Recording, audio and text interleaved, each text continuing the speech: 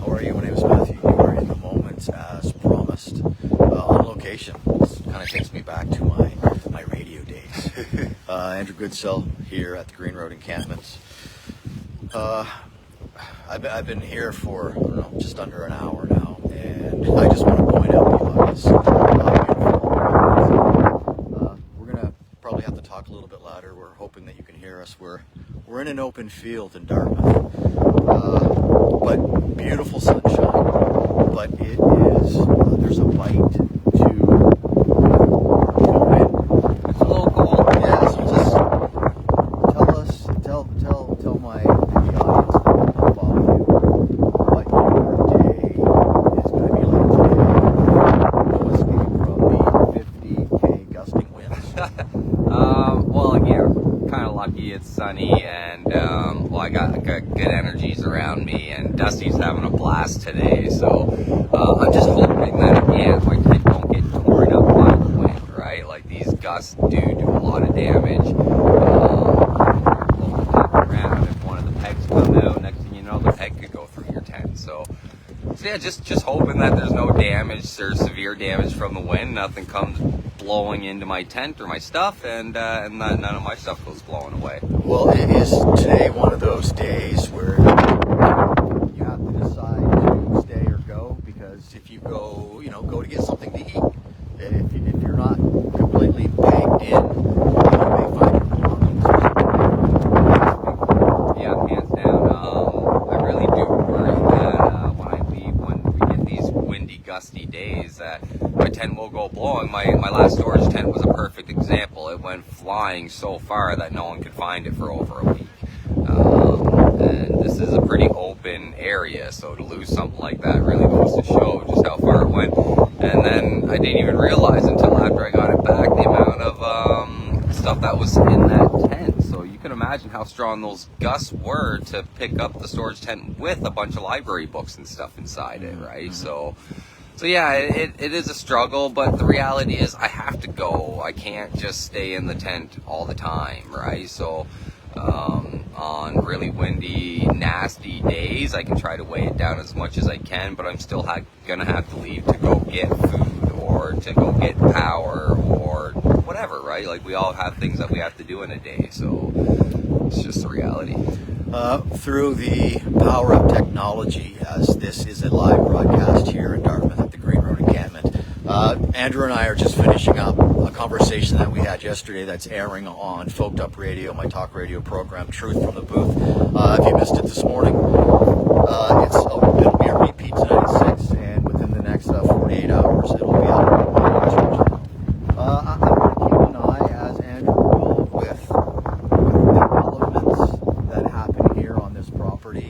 We know the HRM is on record as saying that of the two remaining designated encampments, they're going to be around until late next year. That's what they're saying. Yes. Right. Changes weekly, but yeah. So we in the radio program, we Andrew and I talk about the tiny home scenario. There's all kinds of subjects that we talk about. So I will direct you to those links in the comments here. But yeah,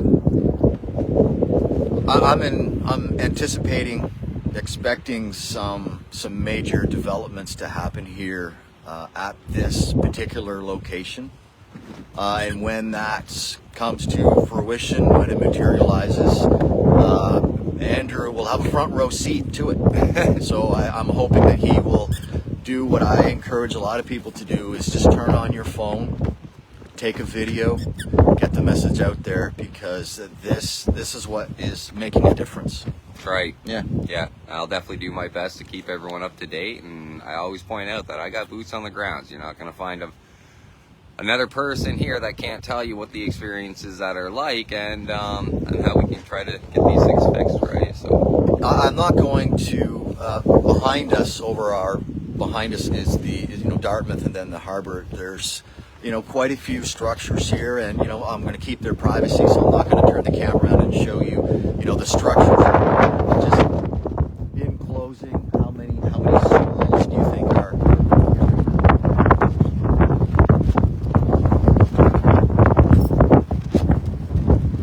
Got to be 20 or more. 20. Okay. And we talk in the radio program that there's been an uptick of people that have shown up here just in the last week or so. Well, let's just say it right. Like, and I honestly believe with the weather getting nicer, the more people that find themselves getting into any kind of difficult situation or whatever that's been hiding away will find themselves here as well, right? There's a lot of people probably toughened out the winter in situations that they haven't liked or that are unhealthy. That they feel like they might actually be able to get through. That is going to be what's happened, right? We haven't done any new developments for people out on the streets, so there's nowhere for anyone to go. So an uptick in residents showing up here at the Green Road encampment in Dartmouth, and I'm going to hop on my scooter. I'm going to go back across the harbor. I'm going to show you the individuals that have shown up at the second encampment, the Barrington Street encampment, and I just want to give a shout out to the contractors who are continuously cleaning up that stretch of green space going from the on-ramp to the McDonald Bridge into the new Cogswell Exchange right there at the roundabout. I've done what they do, and I know that they are literally hauling out thousands of pounds of just what used to be belongings, donations scattered about. So I can tell you, because I've seen it with my own eyes, there's an uptick in people at the Barrington Street encampment right there at the bus stop. If you come into the city on Barrington on a daily basis, you will see almost every day there's going to be a new structure there. And that's what's happening right now. I said to the contractors, I appreciate you cleaning up for now.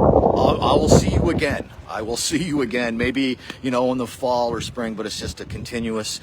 So again, it's not that they want to, these individuals are not going out and throwing their belongings all over Hell's Half Acre. They're not inside four walls. So the elements, winds like today, if you don't have your shit together like Andrew does here, your tent's going to be upside down. So it's just survivalist, an incredible human.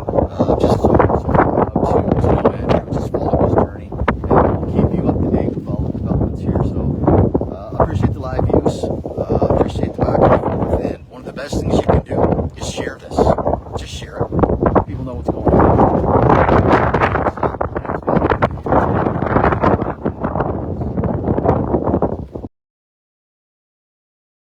Okay, here we go. Hello, how are you? My name is Matthew. You are in the moment. Just a real quick show here. I have left the Green Road encampment in Dartmouth. Just a quick chat with Andrew Goodsell.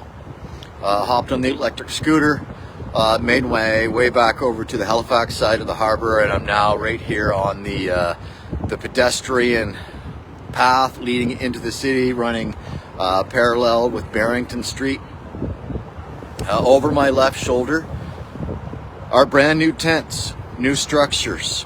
I've been talking about the job that the contractors do to keep up just continuous cleaning up of the encampments. So the structures that you're looking at, aside from the orange one, they're all brand new. So new residents. So just as quickly as they cleaned up the Barrington Street encampment right there at the bus stop at the on-ramp to the McDonald Bridge, just as quickly as they cleaned it up, which I'm glad they did. Just tremendously hard, thankless work. But it's cleaned up now, and we have new residents there. And I just took a quick scooter ride in the path right into the new roundabout at Nora Bernard. And I'm going to say there's at least 3 structures down over the embankment. Again, the contractors came in, did a really great job of cleaning it up. But as of right now, I'm going to say there's at least 3 or 4 people living in the green space just up from here, and another 3 or 4 people here, and 20 plus, as Andrew was saying, over at the Green Road encampment. So beautiful sunshine today, but it is cold. But this is the time of year, springtime. People are going to be, maybe wearing out their welcome while they've been couch surfing. So you're going to see an uptick in people outside, and regardless of if it's a designated encampment or not, people are going to be outside in tents. And the fencing that I have over here over my right shoulder is new. This is underneath the actual on-ramp to stop people from setting up structures underneath the on-ramp.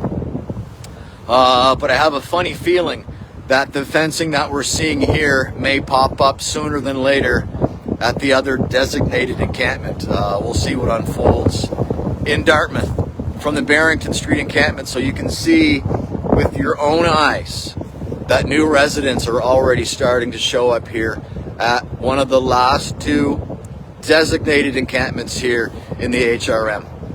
From the Barrington Street encampment, my name is Matthew, and you are currently caught up in the moment.